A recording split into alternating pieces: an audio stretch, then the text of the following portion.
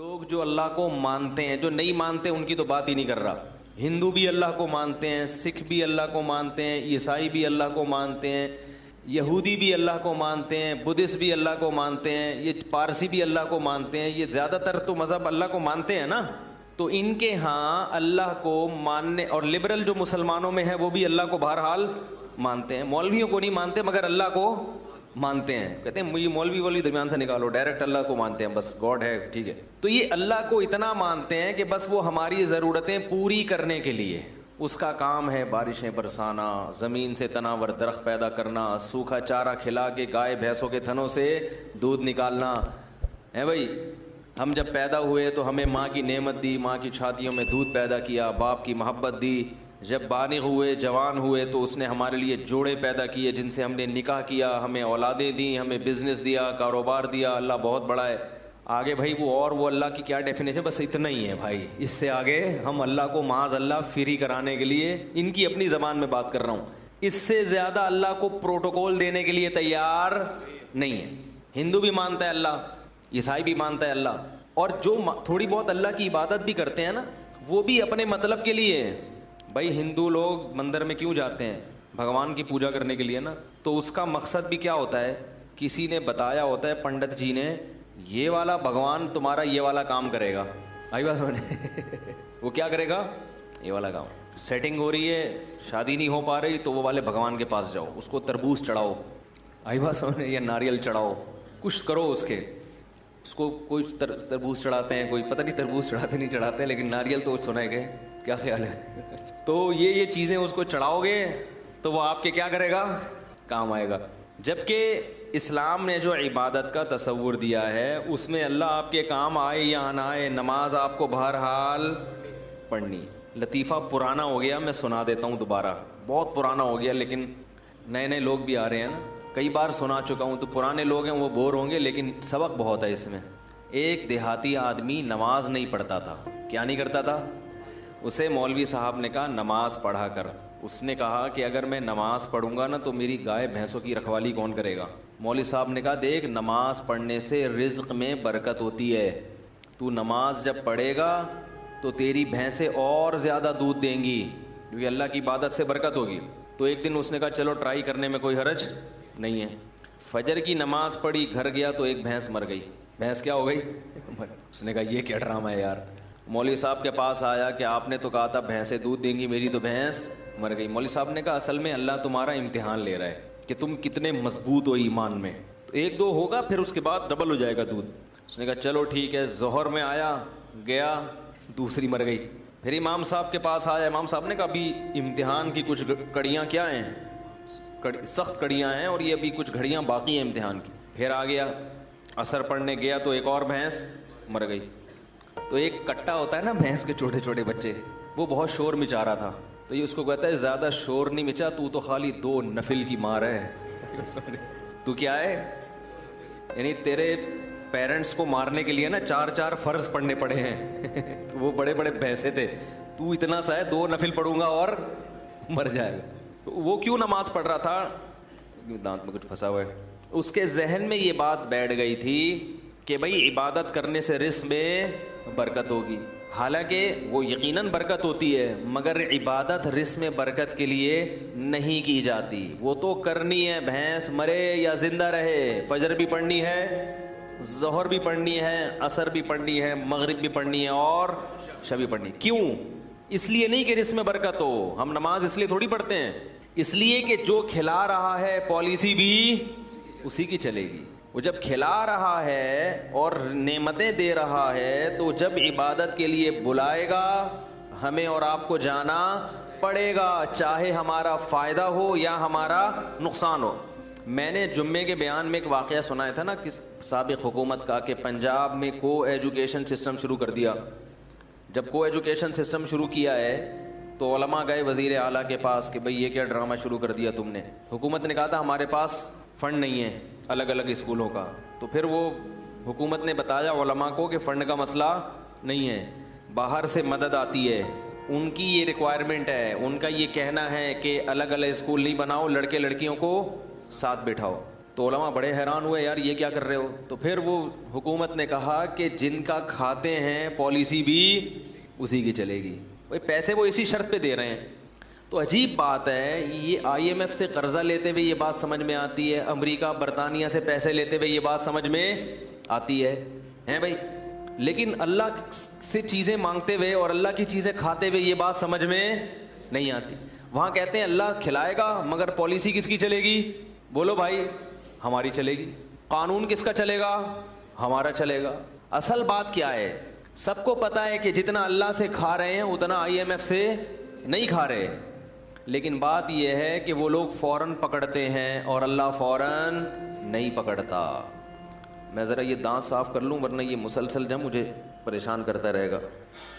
وہ کہنے لگے کہ کھلاتے وہ ہیں تو پالیسی کس کی چلے گی؟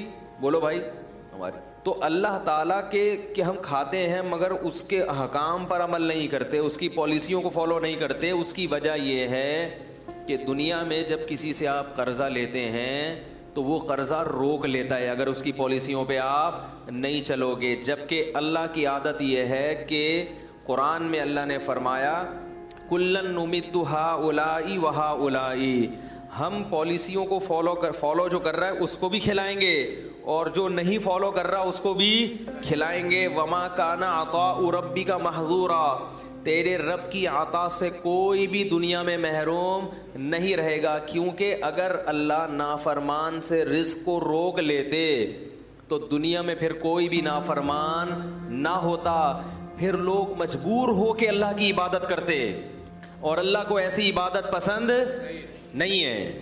بات آ رہی ہے سمجھ میں؟ اللہ کو ایسی عبادت نہیں پسند ہے، ایسی قربانی، یہ قربانی نہیں ہے نا، یہ قربانی ہے ہی نہیں۔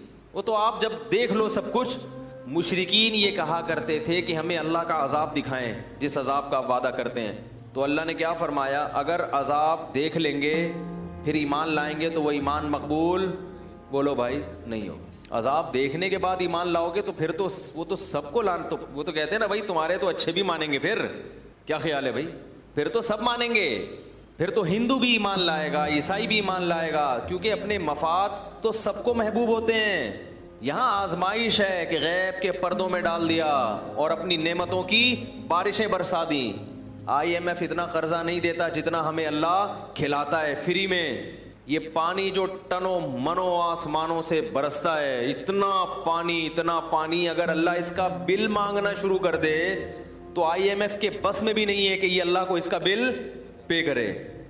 ایک بادل جو چھوٹا سا ٹکڑا ہوتا ہے نا، بادل کا ٹنوں منوں وزن ہوتا ہے اس کے اندر ہزاروں پانی کے ٹینکر ہوتے ہیں جو ایک بادل کا چھوٹا سا ٹکڑا لے کے سفر کر رہا ہوتا ہے۔ یہ جو ہمیں آسمان پہ کالے بادل نظر آتے ہیں نا، چھوٹے چھوٹے ٹکڑے، یہ ہمیں چھوٹے لگتے ہیں، حقیقت میں یہ چھوٹے نہیں ہیں۔ ماہرین کہتے ہیں کہ بادل کا ایک ٹکڑا اگر ایک جگہ کھڑے ہو کر برسنا شروع کر دے پورے شہر کو تباہ کرنے کے لیے کافی ہے۔ یہ جو چھوٹے بادل کے ٹکڑے ہوتے ہیں کراچی کے اوپر سے گزرنے بارشوں میں، تو اگر یہ کھڑے ہو کے کراچی پہ برسنا شروع کر دیں کہ بھائی چلو اب یہیں پورے خالی ہو جاؤ، پورے خالی کہاں ہو جاؤ؟ ادھر ہی، تو ہم پورے بھر جائیں گے، پھر ہم تیر رہے ہوں گے، پھر تباہ ہو جائے گا سب کچھ۔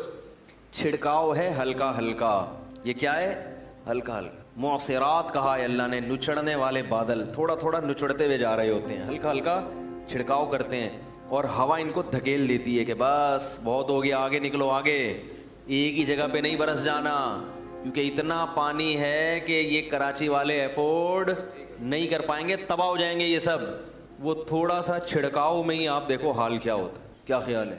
اسی میں لوگ تیرنا، کھارا در غائب ہو جاتا ہے، کھارا در اخبار میں آتا ہے پھر، ہے بھائی ایسا ہی ہوتا ہے نا کراچی میں جب زیادہ بارشیں ہو جائیں، گلستان جوہر مارکیٹ سے شارٹ، ایسا ہی ہوتا ہے، جو بھی نشیبی علاقے ہیں وہ بالکل ڈوب جاتے، اتنا پانی اتنے بڑے شہر میں برستا ہے۔ فَسَلَكَهُ يَنَابِيعَ فِي الْأَرْضِ، یہ رب کی سخاوت ہے جو جوش مارتی ہے۔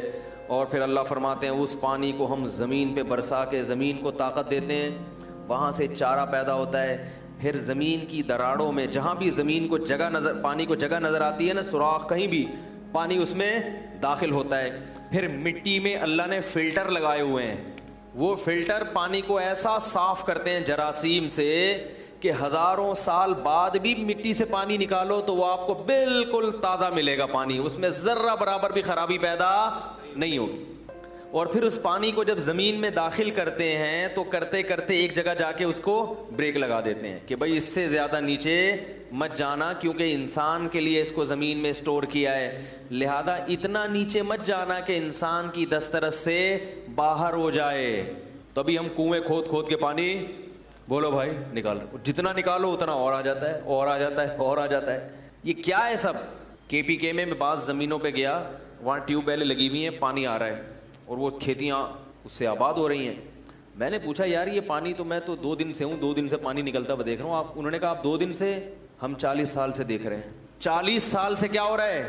ٹیوب ویل سے مسلسل پانی نکل رہا ہے. تو پھر اس کے ہمارے ابا دادا بھی بتاتے ہیں ہم جب پیدا ہوئے تھے تو یہ پانی نکل ہی رہا تھا. اتنا پانی زمین میں, اور صوبہ سرحد جو ہے KPK وہ اونچائی والی جگہ پہ ہے, وہ نشیبی جگہ پہ نہیں. جتنا اونچائی پہ جائیں گے اتنا پانی زیادہ. عجیب بات ہے یا نہیں ہے؟ پانی کی تو صفت ہے نیچے جانا, لیکن کشمیر میں پانی زیادہ ہے اور کراچی میں کم ہے. حالانکہ کراچی سمندر کی سطح کے بالکل برابر ہے, لیکن سطح سمندر سے اوپر جا رہے ہیں تو پانی اور زیادہ ہوتا چلا جا رہا ہے. سوال پیدا ہوتا ہے پانی تو نیچے آتا ہے, اوپر تھوڑی جاتا ہے پانی. لیکن جتنی بلندی پہ, میں ایسے ایسی علاقوں میں گیا ہوں 7000 فٹ بلندی, آکسیجن نہیں ہوتی وہاں پہ, سانس لینے میں دشواری, مگر پانی کے چشمے پہاڑوں کی نوک سے پھوٹ رہے ہیں, کیونکہ وہ بھی زمین ہے وہاں, اس کو بھی اللہ نے کیا کرنا ہے؟ بولو بھائی, آباد کرنا ہے اللہ نے. پہاڑوں کے اوپر پانی جاتا ہے اور بالکل چوٹی سے نکل کے نیچے بہنا شروع ہوتا ہے. اسی وجہ سے اللہ نے کہا ہم نے زمین میں دریا اور چشمے جاری کر دیے. پھر پانی کا ایک الگ سسٹم ہے, جیسے بالکل ہم لوگ چیزیں اسٹور کرتے ہیں نا بھائی, جیسے ہم بقرعید کے گوشت سے حلیم پکاتے ہیں نا محرم میں تو نہیں پکاتا, یہ لوگ پکاتے ہیں, تو وہ کہاں اسٹور کرتے ہیں؟ فریج میں. کیا خیال ہے بھائی؟ کیونکہ محرم میں پھر کہاں سے ملے گا اتنا گوشت, تو لوگ بقرعید کے گوشت کو کیا کر دیتے ہیں؟ اسٹور کر دیتے ہیں, جب محرم میں اسی سے حلیم پکے گا تو فریز کر دیا جاتا ہے نا. ایسے ہی گرمیوں میں پانی کی ضرورت زیادہ ہوتی ہے, تو اللہ تعالیٰ کیا کرتے ہیں کہ جو ٹھنڈے علاقے ہیں وہاں پانی کو برف کی شکل میں اسٹور کر دیتے ہیں. نہیں یاری میرا خیال ہے قرآن نے اس کا بھی تذکرہ کیا کہ آسمان سے برف نازل ہوتی ہے, وہ برف کے بڑے بڑے پہاڑ, وہ سب کیا ہے؟ قدرتی فریج ہے جس میں کوئی ڈور نہیں ہے, دروازہ نہیں ہے, کوئی بجلی نہیں دینی پڑ رہی اس کو. وہ اللہ تعالیٰ آسمان سے ہی برف بنا کے اس کو زمین پہ, بولو نا بھائی, نازل کر کے بڑے بڑے تودے گلیشیئر بنا دیتے ہیں. وہ گلیشیئر اسٹور ہو جاتے ہیں, بالکل صاف ستھرا پانی ہوتا ہے, وہ ایک دم نیٹ کلین پانی, صاف ستھرا. وہ پانی بڑے بڑے گلیشیئر کشمیر میں اور K2 کی پہاڑیوں پہ ادھر کیا ہو جاتے ہیں؟ پورے پورے برف کے پہاڑ بن جاتے ہیں. پھر کیسا بہترین نظام ہے, ایسا نہیں ہوتا ایک دم دھڑام سے پہاڑ پگھل جائیں, نا نا نا نا. جیسے جیسے گرمی آتی ہے تھوڑا تھوڑا پانی پگھلنا, وہ پانی پگھل کے پہلے چھوٹی چھوٹے چشموں میں, پھر نہروں میں, پھر بڑے بڑے دریاؤں میں, پوری دنیا کو سیراب کرتا ہوا کہاں سے چلتا ہے اور کدھر سمندر میں آ کے, بولو بھائی, گرتا ہے. پھر یہ سب کو سیراب کرتا ہوا ہے, کیونکہ اللہ کو پتا ہے پوری دنیا کو آباد کرنا ہے میں نے, سب کو سیراب کرتا ہوا. وہ سر جانور بھی پی رہے ہیں, انسان بھی پی رہے ہیں, کپڑے بھی دھل رہے ہیں, ڈبکیاں بھی لگ رہی ہیں, اس میں مچھلیاں بھی پیدا ہو رہی ہیں, ان مچھلیوں کو خوراک بھی مل رہی ہے, شکار بھی ہو رہا ہے, اور اس سے جو جنگلات ہیں ان کو بھی پانی مل رہا ہے. پھر اس سے جناب گندم کی کھیتیاں بھی سیراب ہو رہی ہے, سندھ کے پورے باغات انہی نہروں سے, تو وہ جو آ رہی ہیں وہاں سے انہی نہروں کو کاٹ کاٹ کے پورے پورے باغات کو سیراب کیا جاتا ہے. وہ پانی ہوتے ہوتے ہوتے ہوتے سمندر میں آ کے گرتا ہے. پھر سورج اس پانی کو پکاتا ہے, سمندر کے پانی کو دوبارہ پکاتا ہے. پھر وہ میٹھا پانی دوبارہ بادلوں میں جاتا ہے. پھر وہ منو ٹن بھرے ہوئے بادل, اللہ ہوا کو کہتے ہیں چل بھائی واپس چل, جہاں سے آیا تھا ادھر واپس. پھر وہ وہاں جا کے برسے گا, کچھ تو لیکوڈ مائع کی شکل میں برسے گا اور کچھ برف بن کے جو بہہ جائے گا, اور پھر برف بن کے آہستہ آہستہ پگھلتا رہے گا. اللہ تعالیٰ پوری دنیا کو آدم علیہ السلام کے زمانے سے پانی پلاتے چلے آ رہے ہیں. یہ پانی کم ہونے کا نام نہیں لے رہا. اتنا زبردست سسٹم ہے نا بارش کا. ایک سائنسدان نے کہا ہے کہ یہ جو بارش کا نظام ہے نا, یہ اتنا پیچیدہ اور اتنا دلچسپ نظام ہے کہ یہ نظام خود بخود وجود میں نہیں آ سکتا. یہ غیر مسلم کے الفاظ ہیں. اور ہمارے یہاں کیا کہتے ہیں؟ پانی ختم ہو رہا ہے, نسل کو بولو بھائی روکو. پانی ختم نہیں ہو رہا, یہ الو بنانے کی باتیں ہیں. کیونکہ پانی ختم جب ہوگا جب وہ فنا ہو رہا ہو. پانی ایک حالت سے دوسری حالت میں تبدیل ہو کے بالآخر کہاں جاتا ہے؟ سمندر میں, پھر دریا. وہ سارا سائیکل ہو رہا ہے, یہ پورا چکر ہے, یہ ضائع ہوتا ہی نہیں ہے. اور کتنے لاکھوں گیلن کروڑوں گیلن پانی سمندروں میں ضائع ہو رہا ہے. تو ہماری حکومتیں اپنی سستی کہ بھئی پانی کو اسٹور کرنے کا کوئی انتظام نہیں ہے. ڈیم بنانے کی بات کرو تو سیاسی جھگڑے. کیا خیال ہے؟ تو پانی کو اسٹور کرنے کا خود کا کوئی انتظام ہے نہیں, اور ڈال دیتے ہیں کس پہ؟ کہ نسل روکو. آئی بات سمجھ میں؟ یہ ایسے ہی جیسے گھر میں کوئی سست باپ ہو نا, سست باپ, ٹھیک ہے نا. بیگم نے اپنے سسرالیوں کو بلا لیا, اپنے میکے والوں کو دعوت کے لیے. اب اتنا بڑا کولر رکھا ہوا ہے لا کے, کہا جا رہا ہے بھائی گھر میں 20 افراد آ رہے ہیں تو آپ ایسا کریں اس کو بھرنے کا انتظام کر لیں. تو آپ سستی میں وہ تو کولر بھرنے کے لیے تیار نہیں ہے, آپ کہہ رہے ہیں 20 افراد کے بجائے 5 کو بلاؤ. کس کو بلاؤ؟ 5. تو یہ اس لیے نہیں کہ پانی کی کمی ہے, یہ اس لیے کہ آپ کیا ہیں؟ سست. تو حکومت جب کہتی ہے نا کہ نسل روکو, پانی کے ذخائر کم ہو رہے ہیں, تو یہ حکومت اپنی سستی کس پہ نکال رہی ہے؟ ہم اور آپ پہ نکال رہی ہے. نہیں یاری میرا غلط بات سمجھ. تو اللہ کی طرف سے رزق برس رہا ہے, برس رہا ہے, ہم پانی بھی پی رہے ہیں. اگر ایک پانی اللہ روک لینا, خدا کی قسم IMF قرضے دینا چھوڑ دے, اتنا نقصان نہیں ہے, کھاتے پیتے پھر بھی رہو گے. لیکن ایک پانی آسمان سے برسنا ختم ہو جائے تو دیوالیہ نکل جائے انسانوں کا. لوگ ان ڈالر اور سونے اور چاندی کے سکوں کو بھول جائیں گے. اکثر میں ایک واقعہ بیان میں سناتا ہوں. ایک بادشاہ نے ایک بزرگ سے کہا کہ میں آپ کو اپنی آدھی سلطنت گفٹ میں دینا چاہتا ہوں. کس میں دینا چاہتا ہوں؟ آپ کو آدھی سلطنت مل جائے تو آدمی تو خوشی سے بے ہوش ہو جائے نا. ان بزرگ نے کہا کہ میری نظر میں تیری اس سلطنت کی قیمت مچھر کے پر کے برابر بھی نہیں ہے. بھائی کیوں بھائی؟ انہوں نے کہا میرے پاس جو نعمتیں ہیں نا, جو گاڈ گفٹڈ نعمتیں جو اللہ نے مجھے بغیر کسی محنت کے دی ہیں, ان نعمتوں کی قیمت تیری اس سلطنت سے زیادہ ہے. بادشاہ بڑا حیران ہوا, یار یہ دیکھنے میں تو فقیر سا لگتا ہے, کپڑے بھی دیکھو پھٹے پرانے, اور اس کے پاس اتنی دولت اور اتنا کچھ, اس کے پاس سرمایہ پتہ نہیں کہاں چھپا کے رکھا ہوا ہے اس نے, جو میری پراپرٹی سے بھی زیادہ ہے. تو بادشاہ نے بلا لیا. بادشاہ لوگ تو بڑے لالچی ہوتے ہیں نا, بھائی کہاں رکھا ہوا ہے بھائی. تو بادشاہ نے بلا لیا. تو بادشاہ نے کہا کہ آپ شکل سے تو اتنے مالدار نہیں لگتے, لیکن آپ نے جو یہ کہا کہ آپ کے پاس اتنی قیمت کی چیزیں ہیں تو یہ کہاں ہیں؟ بزرگ کو پتا تھا ایسے سمجھاؤں گا اس کی سمجھ میں نہیں آئے گا, مثال سے بات سمجھ میں آتی ہے نا. کیا خیال ہے بھائی؟ لوگ مجھے کہتے ہیں بیان میں قرآن حدیث کم ہوتا ہے, مثالیں ادھر ادھر کی زیادہ ہوتی ہیں. قرآن حدیث ہوتا ہے, اسی کو سمجھانے کے لیے مثالیں دی جاتی ہیں. خود قرآن اور حدیث میں اللہ کے نبی نے بہت سی مثالیں دی ہیں, عام انسانوں کی مثالیں دی ہیں, مچھر کی مثالیں دی ہیں. مثال جس کو ایگزامپل کہتے ہیں, وہ بات کو سمجھانے کے لیے. تو اپنی بات سمجھانے کے لیے نہیں, قرآن اور سنت ہی سمجھانے کے لیے. ورنہ قرآن تو پڑھ لیں, آپ سبھی پڑھتے ہیں, اس کو ڈیفائن کرنا یہ مشکل کام ہوتا ہے کہ یہ کس طرح سے لوگوں کے دماغ میں یہ بات اتر جائے. خود نبی نے بھی بہت سی مثالیں دی ہیں, اپنی بات کو سمجھانے کے لیے نبی کیا دے رہے ہیں؟ مثالیں. حالانکہ آپ بات کہہ کے خاموشی اختیار کر لیتے, لیکن آپ کو معلوم تھا کہ میں اپنی بات سمجھانے کے لیے بھی کیا دوں گا؟ مثال دوں گا, تو بات سمجھ میں آئے گی. تو اسی وجہ سے شاعر لوگ کہتے ہیں نا, مثال جو سلجھی ہوئی چیز ہے اس کو کیا کہتے ہیں؟ شاعر نے کہا نا, خوابوں کی طرح تھا نہ خیالوں کی طرح تھا, وہ شخص ریاضی کے سوالوں کی طرح تھا. الجھا ہوا ایسا کہ کبھی کھل نہیں پایا, سلجھا ہوا ایسا کہ مثالوں کی طرح تھا. یہ شاعروں کے باولے ہونے کی ایک مثال ہے. یہ جو میں نے شعر پڑھا ہے نا, یہ بیٹھ کے قلابیں ملاتے رہتے ہیں. شاعر سارے شاعر باولے نہیں ہوتے, ذہن میں رکھیں. ایک شاعر اپنی محبوبہ کے بارے میں کہہ رہے ہیں کہ پتہ نہیں کیا ڈرامہ ہے, سمجھ میں نہیں آ رہا, سمجھ میں آ ہی نہیں رہی ہے. تو کہہ رہے خوابوں کی طرح تھا نہ خیالوں کی طرح تھا. وہ شخص ریاضی کے, جیسے ریاضی کے پیچیدہ سوال ہوتے ہیں نا, اس قسم کی چیز ہے بھائی. وہ بیلنس بھی ڈال دیا ہے بھائی, ٹھیک ہے, سارے خرچے بھی پورے کر دیے. تو الجھا ہوا ایسا کہ کبھی کھل نہیں پایا, ایسا الجھا ہوا کہ آپ کھول ہی نہیں سکتے اس کو. سلجھا ہوا ایسا کہ مثالوں کی طرح, لیکن سمجھ میں آ رہا ہے کہ بھائی یہی ہے میرے لیے, صحیح ہے نا. جب جان چھڑانے کی بات کرو تو ایسا سلجھا ہوا کہ بھائی اس میں کیا خرابی ہے, پھر آخر میں کہتا ہے شطرنج کی الجھی ہوئی چالوں کی طرح تھا. سمجھ میں آ رہی ہے بات؟ نہیں آ رہی تو یہ زیادہ اچھا ہے. اس قسم کی باتیں سمجھ میں آئیں تو خطرناک ہے, نہ سمجھ میں آئے تو زیادہ اچھا ہے. خیر, تو مثال سے بات سمجھ میں آتی ہے. کیا کہہ رہا تھا میں؟ ابے وہ مثال دینے لگا تھا, وہ ذہن سے نہیں. ابے والد کی پالیسی تو بہت پرانی ہو گئی. بادشاہ, ہاں, تو ان بزرگ نے بادشاہ کو مثال سے سمجھایا. وہ بادشاہ بزرگ سے کہہ رہا تھا نا کہ بھئی کون سی چیز ہے, تو ان بزرگ نے بادشاہ سے کہا کہ بادشاہ سلامت, ایک مثال ہے, اور مثال اکثر فرضی ہوتی ہیں. ان کو لوگ کہتے ہیں فرضی قصے سنا رہا ہے, تو فرضی بھی ہوتی ہیں کہ فرض کر لو تھوڑی دیر کے لیے تو کیا ہوگا.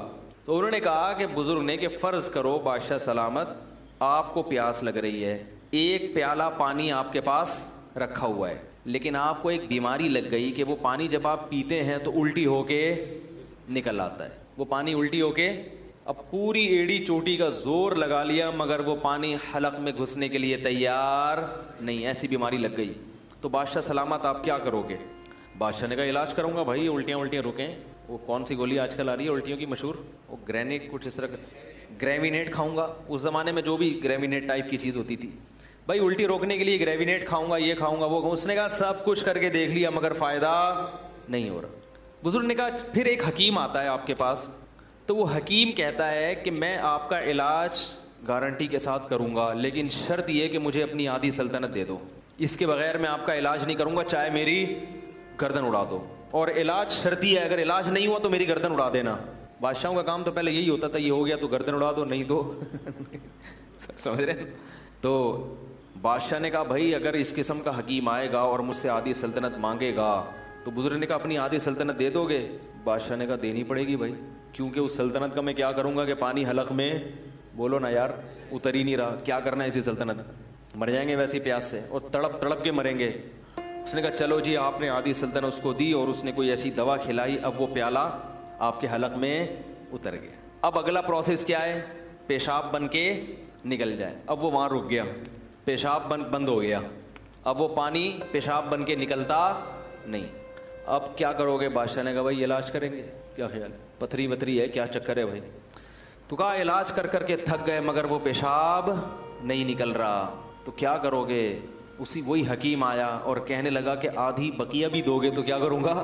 دوا کھلاؤں گا اور یہ پیشاب نکل جائے گا. بادشاہ نے کہا بھائی کیا کرتا, پیشاب سے تو مر جائے گا نا تکلیف سے انسان, یہ عذاب سے مرنے سے بہتر ہے کہ غریب ہو کے زندہ رہ لے آدمی. بادشاہ نے کہا اپنی آدھی سلطنت بھی اس کو دے دوں گا. بزرگ نے کہا یہ ہے تیری سلطنت کی اوقات, ایک پیالہ پانی اور ایک پیالہ پیشاب, اس کے برابر ہے تیری سلطنت. میرا رب مجھے روزانہ درجنوں گلاس پانی پلاتا ہے فری میں, اور پیشاب بنا کے نکال دیتا ہے فری میں. میرے رب نے مجھے جو نعمتیں دی ہیں وہ تیری سلطنت سے کئی گنا زیادہ قیمتی ہیں, لہذا میں تیری سلطنت پہ رال ٹپکا کے اپنے رب کو ناراض نہیں کر سکتا. کاش یہ بات ہماری سمجھ میں آ جائے, کاش سمجھ میں آ جائے. ہر آدمی رو رہا ہے, ہائے یہ ہو گیا, ہائے غربت, ہائے مہنگائی, ہائے یہ ہو گیا, ہائے یہ ہو گیا. ہم نے پریشانیاں دیکھی نہیں ہیں. سمجھ میں آ رہی ہے بات؟ اس لیے ہمیں ہری ہری سوپ, جب پیٹ بھرا ہوا ہوتا ہے نا تو پھر بہت زیادہ مزے کی سوچتی ہے انسان کو. آج غربت مسئلہ نہیں ہے دنیا کا, یاد رکھو. ہیں غریب وہ بہت تھوڑے ہیں, اور وہ بہت بڑے بڑے غریب بھی موجود ہیں, لیکن جو میجورٹی ہے ان کا مسئلہ غربت نہیں ہے, ان کا مسئلہ ناشکری ہے. اور اس ناشکری کا کوئی علاج نہیں ہے. جتنا بھی کھا لو گے, جتنا اچھا پہن لو گے, مگر پھر بھی منہ کیا رہے گا؟ قرآن نے مثال دی ہے نا, ان تحملہ یلہث او تترکہ یلہث. اللہ نے کتے کی مثال دی ہے کہ اس کے سامنے بوٹی ڈالو تو بھی زبان اس کی لٹکی ہوئی ہے, پیٹ بھرا ہوا ہو تو بھی زبان لٹکی رہے گی, اور پیٹ خالی ہو تو بھی زبان لٹکی رہے گی اس کی. یہ حال ہو گیا ہے. دیکھتے نہیں اپنے حکمرانوں سے سبق نہیں لیتے؟ 5 ارب ڈالر قرضہ واپس کروایا جا رہا ہے. باتیں ہو رہی ہے واللہ عالم ہے یا نہیں, لیکن اگر یہ سچ ہے تو یہ کم ہے. 5 ارب ڈالر یعنی سوچنے میں آتا ہی نہیں ہے کہ کتنا ہوگا. ارے 1 ارب پتہ ہے کتنا ہوتا ہے؟ یعنی شروع کرو تو 100,000 سے 1 لاکھ, 100 لاکھ سے 1 کروڑ, 100 کروڑ سے 1 ارب, پھر اس کو ڈالر سے ضرب دے دو, پھر وہ کتنے 100 ڈالر, 100 ارب ڈالر. میرے بھائی ہم اور آپ تصور, لیکن ایسے لوگ بھی چاہتے ہیں کہ ہم دوبارہ آئیں اور مزید پیسہ. یعنی یہ وہ لوگ ہیں کہ اگر یہ 5,000 کے نوٹ کو چائے میں ڈبو کے کھانا شروع کر دیں, خود نوٹ کھانا شروع کر دیں, ان کی زندگیاں ختم ہو جائیں گی مگر وہ نوٹ ختم نہیں ہوں گے. کتنی بڑی عبرت ہے اس واقعے میں کہ اصل مسئلہ دولت نہیں ہے, ہوس ہے. جس میں ہوس ختم ہو جائے تو اس کو یہ بہت لگے گا جو نعمتیں ہم کھا رہے ہیں. یہ جو اولاد روکنے کی بات کرتے ہیں نا, ہوس کے مریض ہیں. یہ چاہتے ہیں ہم کروڑ پتی ہو جائیں, ہمیں ایک دھیلا بھی اپنی اولاد پہ خرچ نہ کرنا پڑے. اور جس کو سمجھ میں آ گیا کہ رازق اللہ ہے اور جو رزق ہمیں مل رہا ہے بہت ہے, وہ میرے بھائی درجن بچوں پر بھی پریشان, بولو بھائی, نہیں ہوگا. وہ نہیں ہوگا پریشان, وہ اس پہ بھی خوش ہوگا. تو یہ جو ہماری باتیں ہیں نا, یہ جب سمجھ میں آئیں گی جب دنیا کو کیا سمجھیں گے, مسافر خانہ, اور اللہ کی نعمتوں کی قدر کریں گے. یہ دماغ میں بٹھا لیں کہ ہم میں سے ہر شخص کو اللہ نے بہت سے بھی زیادہ دیا ہے. اللہ میرے شیخ کی مغفرت فرمائے, آخر عمر میں بیمار ہو گئے تھے, 78 سال کی عمر میں بہت شدید بیمار ہو گئے. ایسے بیمار ہو گئے کہ بس لگ رہا تھا کہ اب ان کی موت واقع ہو جائے گی. حضرت کا چہرہ بہت کھلا رہتا تھا. جو حضرت سے کو ملے ہیں نا, ہمارے شیخ کے ساتھ رہے ہیں, بڑے بزرگ تھے, ان کا چہرے پہ بڑی رونق تھی, ہر وقت خوش رہتے تھے. غم صرف ایک آخرت کا تھا, ان کو چہرے پہ سرخی تھی ان کے. بڑا اللہ نے ان کو چہرہ بھی نورانی دیا اور اعمال تو ایسے کہ گناہ کا تصور بھی نہیں کر سکتے تھے. وہ اتنے تقوی ان کا مشہور تھا. 60 سال غربت میں گزارے انہوں نے. کتنے؟ اور ایسی غربت کہ انڈا خریدنے کے پیسے, بولو بھائی, نہیں. یہ واقعہ حضرت جب سناتے تھے تو فرماتے تھے مجھے ڈر لگتا ہے کہیں یہ واقعہ بیان کرنے سے ناشکری نہ ہو جائے, کہ اللہ یہ نہ کہے کہ تو غریب تو تھا نہیں, تو اپنی غربت بیان کیوں کر رہا ہے. فرماتے تھے اس لیے بیان کر رہا ہوں تاکہ آپ لوگوں کو عبرت ہو کہ میں 2 وقت کی جو روٹی ملتی تھی دال کے ساتھ, اس کو اللہ کی بہت بڑی نعمت سمجھتا تھا. ذاتی گھر کا تو تصور بھی نہیں کر سکتے تھے وہ. ان کی اہلیہ بیمار ہوئیں, ڈاکٹر کے پاس لے گئے. ڈاکٹر نے کہا ان کو پھل فروٹ کی ضرورت ہے, کیا کھلاؤں؟ بولو بھائی, پھل فروٹ. حضرت فرماتے ہیں میری جیب میں پھلوں کے پیسے نہیں تھے. سمجھ میں آ رہی ہے بات؟ پھلوں کے پیسے, اگر ہم میں سے کسی جیب میں پھل کے پیسے نہ ہو, پھر لوگ اس کو تانا دیں گے جب تیرے پاس اتنے پیسے شادی کیوں کی تو نے. وہ بچہ پیدا ہونا تو پھر اور ہی عجیب بات ہے. بھائی نکاح تو کرنا ہے چاہے پیسے ہوں یا نہ ہو. ایسی عورت سے کرو جو آپ کے ساتھ کمپرومائز کرے, ایسی نہیں مل رہی پھر صبر کرو. اولاد بھی ہوگی, سب کس پہ توکل کرنا ہے, یہ تو اللہ کا حکم ہے. فرماتے ہیں انڈے بیچنے والا آتا تھا محلے میں, تو ایک دن ہمارے گھر آیا, دروازہ بجایا کہ آپ کتنے انڈے لیں گے روز. ٹھیک ہے. حضرت فرمایا میں نے کہا کہ ہمارے ہاں انتظام ہے. گول مول بات کی, یہ نہیں کہا کہ میرے پاس تو پیسے ہی نہیں ہے, تو اپنی غربت کیوں کسی کے سامنے ظاہر کرے. فرمایا میں اپنے آپ کو اس وقت سیٹھ سمجھتا تھا. کیا سمجھتا تھا؟ سیٹھ. فرمایا تھوڑا سا عام آبادی سے ہٹ کے رہتا تھا میں, یہ دکھانے کے لیے کہ میں کیا ہوں, میں غریبوں میں, ٹھیک ہے, غریبوں میں نہیں رہوں گا میں. حالانکہ کہتے ہیں سب سے زیادہ غریب میں ہی تھا محلے میں. اتنے خوش, تو بیگم کو سیب کھلانے کے پیسے نہیں تھے. فرماتے ہیں میں نے کہا بھائی ڈاکٹر اپنے حساب سے تو صحیح کہہ رہا ہے, اس کا علم تو یہی کہہ رہا ہے کہ بھائی سیب ضروری ہے, کھجور ضروری ہے, لیکن میرے پاس پیسے نہیں ہیں, تو اس کا مطلب ہے میری بیوی کے لیے ضروری, بولو بھائی, نہیں. اگر ضروری ہوتا تو اللہ مجھے پیسے دیتا. اللہ کو یہ طاقت حاصل ہے کہ وہ سیب کے بغیر بھی آئرن کی کمی پوری کر دے. لیکن اہلیہ بھی تھی ساتھ دینے والی, کوئی اور ہوتی گریبان پکڑ دی. جب تیرے پاس پیسے نہیں تھے تو رشتہ لینے آیا کیوں تھا؟ جب تیرے پاس سیب کے پیسے نہیں تھے ہیں, تو انہوں نے بھی توکل کیا, بھائی میرے میاں کا جو کچھ ہے وہ مجھ سے چھپاتے. ہاں جو کنجوس آدمی ہے نا, جو بیوی کو ترسا ترسا کے کھلا رہا ہے اور ادھر پیسے جمع کر رہا ہے, اس کا گریبان پکڑنا چاہیے. سمجھ میں آ رہی ہے؟ اس کو تو کوٹنا بھی چاہیے, کیونکہ ایسے بھی کنجوس دنیا میں ہیں, خود باہر برگر بھی کھا رہے ہیں اور مزے اڑا رہے ہیں, اور بیوی کو چائے میں ڈبو کے پاپے کھلا رہے ہیں. کہہ رہے ہیں نبی کی بیویوں نے بھی اس پہ کیا کیا تھا, گزارا. اللہ پہ توکل کرو, اللہ بہت بڑا ہے. اس کو طبیعت سے کیا کرنا چاہیے, کوٹنا چاہیے. میں اس کی بات کر رہا ہوں جو کوشش بھی کرتا ہو پھر بھی رزق کے دروازے نہ کھلتے ہوں, وہ تو اللہ کی طرف سے ہے نا, وہ تو اللہ کی طرف سے. تو حضرت اپنی اہلیہ کی بہت تعریف کرتے تھے. فرماتے اللہ نے مجھے ایسی بیوی دی ہے کہ مجھے جنت کی حور بھی اس کے مقابلے میں پسند نہیں آئے گی. ایسے صاف کہتے تھے, کہہ رہے اللہ نے مجھے ایسی بیوی دی ہے. کیسا انہوں نے حضرت کے ساتھ کیا کمپرومائز کیا. حضرت فرماتے ہیں انہوں نے تو پیسے ہی نہیں تھے. صبح ایک روٹی کھاتے تھے اور شام کو ایک روٹی دال کے ساتھ. کہا ایک دن ہمارے گھر میں مہمان آئے تو کہنے لگے یار جب بھی آپ کے گھر آؤ دال ہی پکی ہوتی ہے. ٹھیک ہے نا. حضرت فرماتے ہیں اس کے بتانے سے ہماری توجہ اس طرف گئی کہ ہم کئی دنوں سے دال کھا رہے ہیں, ورنہ ہمارا ذہن بھی کبھی اس طرف نہیں. اور فرماتے تھے یہ جو میں آپ کو واقعہ بتا رہا ہوں یہ صرف آپ کو سبق دلانے کے لیے. فرماتے ہیں اس حالت میں یہ نہیں سمجھتا تھا میں غریب ہوں, اور اب بھی یہ نہیں سمجھتا تھا کہ میں غریب تھا, کیونکہ اللہ نے مجھے 2 وقت کی روٹی دی عزت کے ساتھ, رات کو سر چھپانے کے لیے جگہ دی, اور ایک ایسی بیوی دے دی جو میرے ساتھ اس معاملے میں خوش ہے. تو فرمایا کہ بس اللہ نے پوری دنیا کی دولت سمیٹ کے مجھے دے دی. میں یہ سمجھتا تھا, خوش تھے. تو کہتے ہیں کہ ڈاکٹر نے کہا سیب کھلائیں, ہمارے پاس سیب کے پیسے نہیں تھے. تو فرماتے ہیں کہ ہم نے کہا بھائی ڈاکٹر اپنی لحاظ سے صحیح کہہ رہا ہے, اگر اللہ ہمیں دیتا تو آئرن کی کمی پوری کر دیتے, نہیں دے اللہ ویسے ہی پوری کر دے گا کمی. اولاد بھی ہوتی رہی, حضرت بھی نسل روکنے کے قائل بولو بھائی نہیں تھے, اور ہسپتالوں کے قائل بھی, ہسپتال میں پیسے ہی نہیں تھے حضرت کے پاس. سب حضرت کی اولادیں ماشاءاللہ جوان ہیں, اللہ نے کثرت سے اولاد بھی دی, سب بچے پل بھی گئے, باہر ملکوں میں چلے گئے, اعلیٰ تعلیم بھی حاصل ہو گئی. حضرت کا انتقال ہو گیا, مگر پیرانی صاحبہ جو ہماری ہیں حضرت کی اہلیہ وہ اب بھی الحمدللہ زندہ ہیں. 90 سال سے اوپر شاید ان کی عمر ہو گئی ہو, نہیں آ رہی میرا خیال ہے بات. تو یہودیوں کی طرح کیلکولیشن کرتے رہو گے تو دنیا میں نہ سکون ملے گا, خود بھی پریشان رہو گے اور دوسروں کو بھی کیا کرو گے, پریشان کرو. تو حضرت کا انتقال ہو گیا مگر اب بھی زندہ, بڑی اچھی صحت والی زندگی گزاری.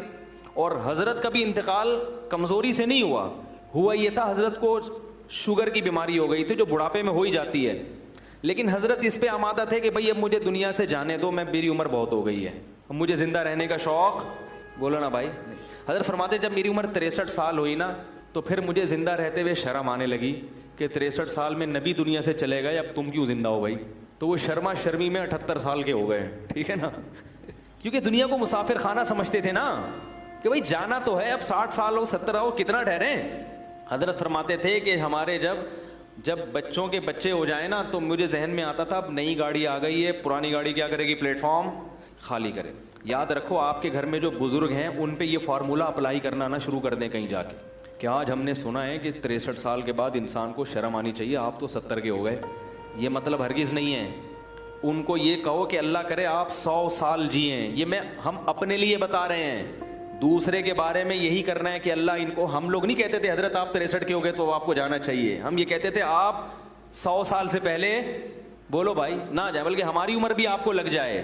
وہ ان کے اپنا ذوق یہ ہے, جو چاہنے والے ہوتے ہیں نا وہ کبھی بھی نہیں چاہتا کہ ہمارا جس سے ہم محبت کرتے ہیں وہ دنیا سے جائے. اس کی محبت کا تقاضا ہے کہ وہ کہے کہ آپ زندہ رہیں, آپ کی عمر ابھی اتنی نہیں ہوئی جانے والی. ہم حضرت سے کہتے تھے لوگ 100 سال میں جاتے ہیں, آپ 78 میں ایسی باتیں کر رہے ہیں, 63 میں ایسی باتیں کر رہے ہیں. تو جس کو محبت ہوتی ہے نا وہ اسی حساب سے سوچتا ہے.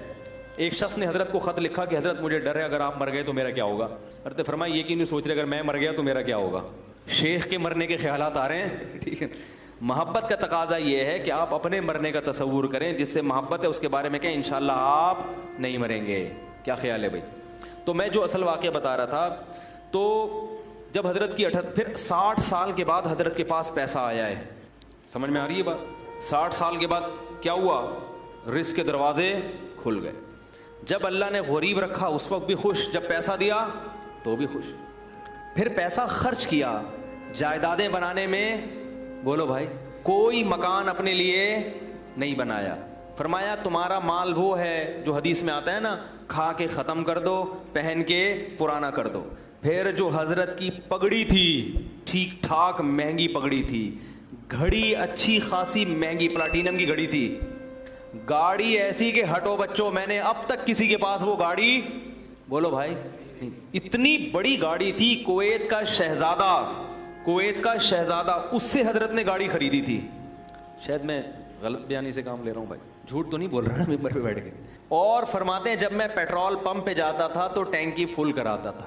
یہ نہیں کہ 500 روپے کا گاڑی میں اتنی بڑی گاڑی رکھی ہوئی ہے 50 روپے کا پیٹرول ڈال دو پھر جب ختم ہوگا تو نیا ڈالنا. بھائی جب تم نے ہی چلانی ہے تو بھر دو اس کو. اس پہ بھی جان لوگوں کی کیا ہو رہی ہوتی ہے, جل رہی ہوتی ہے. یار ٹینکی بھرنے, ایسا نہ ہو کہیں گر جائے, ضائع ہو جائے کوئی. او بھائی جب تم نے ہی چلانی ہے تو بار بار پیٹرول پمپ کی ٹینشن سے بہتر نہیں ایک دفعہ فل بھر دو اس کو. یہاں بھی بچا رہے ہیں پیسہ.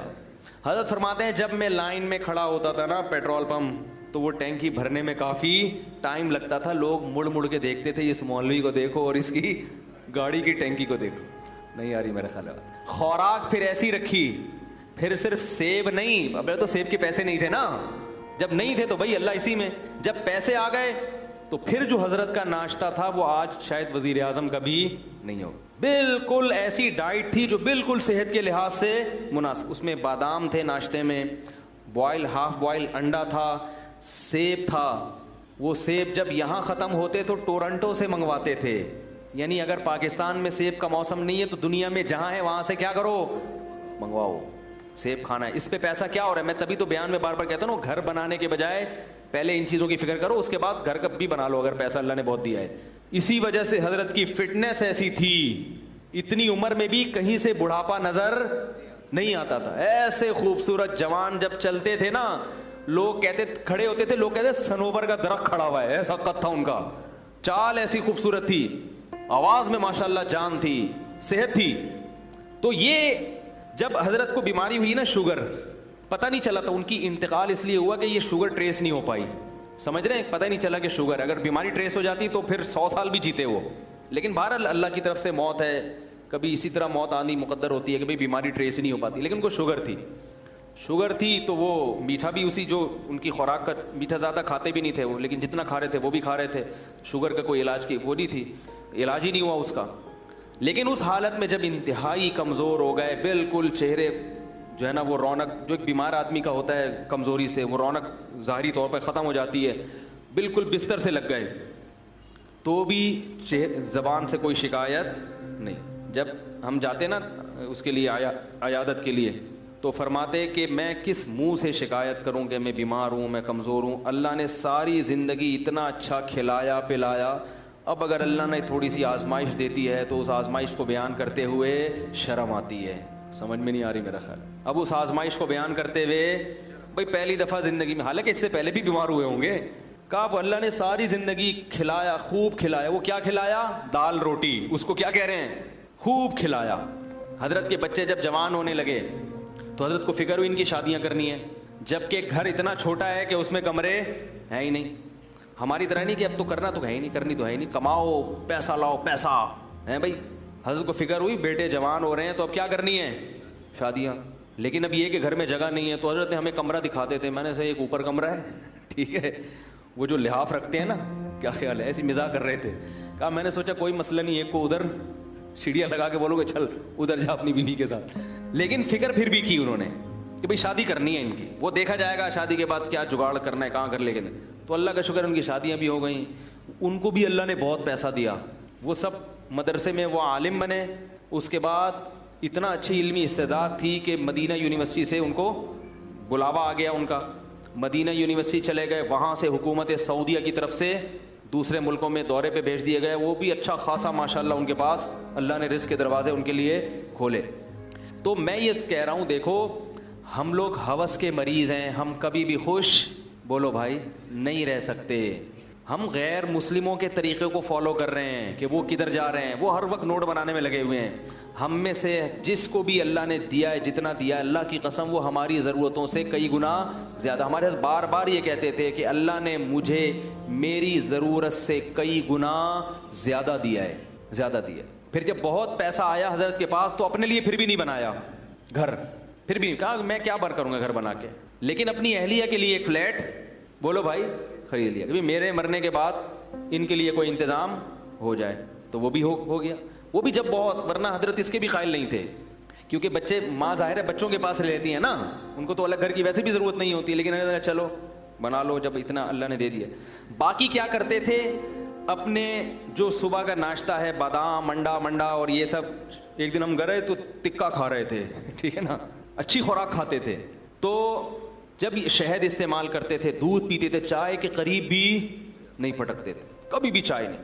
پان تو زہر تھا, حضرت کے سامنے کوئی پان کھا کے دکھا دے بس اس کی خیر نہیں ہے, کیونکہ انتہائی صفائی پسند تھے. ایسی صفائی اگر میں قسم اٹھا کے بولوں میں نے زندگی میں کسی میں نہیں دیکھی تو میں قسم میں جھوٹا نہیں ہوں گا. اتنی صفائی تھی, اتنی صفائی کہ انتہا ہے جس کی. ایک طالب علم اپنی ٹوپی کمرے میں بھول آیا ان کے, اس پہ تھوڑے تھوڑے پسینے کے ہلکے ہلکے کچھ نشان تھے. حضرت اس ٹوپی کو نا یوں کر کے لے کر آیا, ادھر رکھ کے, کہا مجھے چکر آ رہے ہیں اس کی بدبو سے, حالانکہ اس میں کچھ بھی نہیں, لیکن ناممکن تھا, ایسی صفائی تھی. سلیقہ ایسا تھا کہ چپل آپ ٹیڑھے میڑے نہیں رکھ سکتے تھے. ہم مدرسے میں جب چپل رکھ کے آتے تھے نا, بالکل فوجیوں کی طرح سیدھے چپل, ٹیڑھے میڑے ہو گئے تو خیر نہیں ہے. پھر ان کی خانقاہ میں جب بیٹھنے کا ٹائم آتا تھا تو حضرت کی تو چپل ترتیب سے رکھے ہوتے تھے. ایسا نہیں ہے کہ جہاں اتارو کوئی چپل ادھر جا رہی ہے ادھر جا رہی ہے, اس کا تصور نہیں تھا. گاڑی جب اپنی پارک کرتے تھے ایسی تمیز سے پارک کرتے تھے, اس کے جو ٹائر ہیں پہیے بھی کیا ہوتے تھے, بالکل سیدھے, ٹیڑھے میڑے نہیں ہوتے تھے. ہر چیز میں سلیقہ. کوئی بائک اگر گلی میں کھڑی کر دے, ذرا سی ٹیڑھی میڑھی اس کو ڈانٹ پڑتی تھی. ایسا سلیقہ, ایسی تمیز, اتنی صفائی, انتہائی درجے کی صفائی تھی.